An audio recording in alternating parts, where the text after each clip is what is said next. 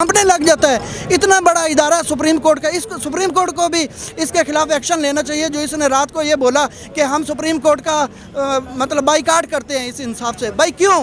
تمہارے وکلاء نے نہیں دیے، جب دیکھا انصاف ہمارے پلڑے میں نہیں آ رہا تو تم دوسری سائڈ پہ چلے جاتے ہو کہ ہم اب بائیکاٹ کر رہے ہیں۔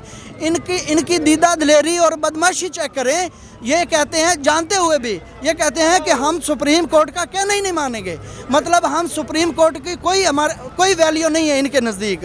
بس جو فیصلہ ان کے حق میں آئے گا اس پہ سب ٹھیک ہے، اور جو فیصلہ ان کے حق میں نہیں آئے گا وہ پھر یہ اداروں کے خلاف کھلا اس طرح جنگ کرتے ہیں۔ لیکن اب 22 کے 22 کروڑ جاگ گئے ہیں۔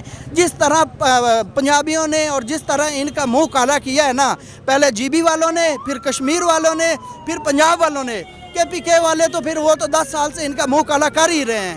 اب رہ گیا صرف سندھ۔